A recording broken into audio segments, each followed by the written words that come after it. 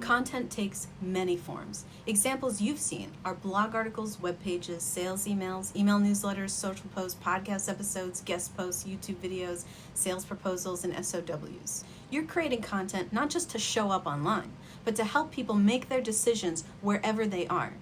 It doesn't matter if you're meeting someone for the first time at a networking event or if you're on the 4th sales call with a prospective client. You're using content in all of these scenarios. We're going to talk about the 3 pillars of our content marketing approach here at GrowthSpurt Strategies. We carry out all of these principles in all of our own marketing at the agency and in the work we conduct with our clients.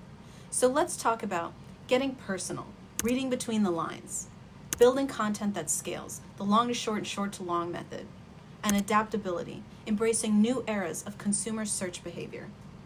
Let's first start by learning how to read between the lines. Everyone thinks that coming up with content is the hardest thing in the world, and this couldn't be further from the truth. The reality is that your content is right in front of you. You just need to learn how to read between the lines. Start with the content you have access to. This could be previous or current client emails, or if you're a brand new business with no clients, look at your competitors' website, specifically at their FAQs or the blog content they produce. You're looking for common issues, questions, and comments that keep coming up over and over again. On one call I had with a consultant, they raised one of the best comments I had ever heard. They said, "I want to be more intentional in the way I use LinkedIn to promote my business." This was one of the best comments because it came up over and over again across several different calls with different business owners, not verbatim, but essentially saying the same thing. So I read between the lines. What this person was really saying was, "I'm confident my audience is on LinkedIn, but I don't know how the social media app works well enough to create the right content that will show up to my prospective clients and generate new leads, which is what I really want from all of this work." 3 blog articles on the GrowthSpurt Strategies blog were inspired by this one comment: the anatomy of an algorithm-optimized social media post, LinkedIn strategy, how small businesses get in front of prospective clients, and why is content marketing important, and where does great, genuine content come from? All of these articles are linked in the description. Even though these articles ranked on the 1st and 2nd pages of Google within the first couple of weeks, and I got a few impressions and clicks, nothing spectacular, the real performance really showed through the LinkedIn carousels and posts I created from these articles. These social posts generated very high click-through and all driving traffic directly to the blog article on my website. Why? Because this topic came from a real conversation with someone from my target audience who I know are actively on LinkedIn. Since then, the posts, the carousels, the articles, the FAQs, everything I created for this topic lives on in my email follow-ups to new contacts. They're embedded in my sales proposals, they're in our industry pages, and the social media FAQs are embedded on our social media services page. Whenever I speak with new clients who want to know about creating content, I ask them, what can you see that your prospective clients cannot? And how can you translate that in a way they can understand? That's content marketing, and that's learning how to read between the lines. Now let's learn building content that scales, the long to short and short to long method. Let me start off by saying the format of your content depends on your audience and their search behavior. At GrowthSpurt Strategies, we typically work from long to short.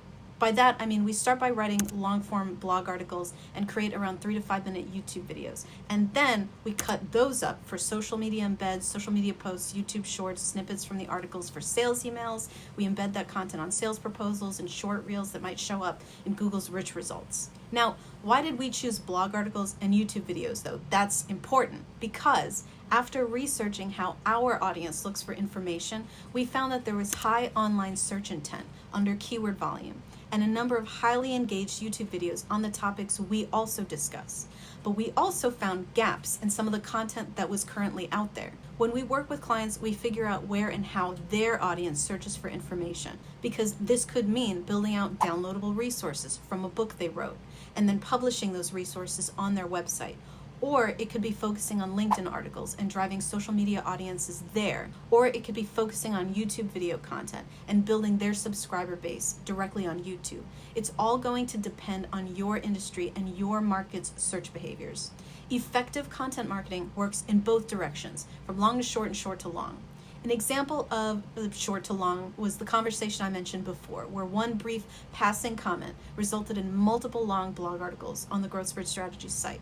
But you can also come across common misconceptions mentioned in someone's social media post or YouTube comment or in an email chain that you're on with your clients, anything that could suggest a topic that you need to elaborate on.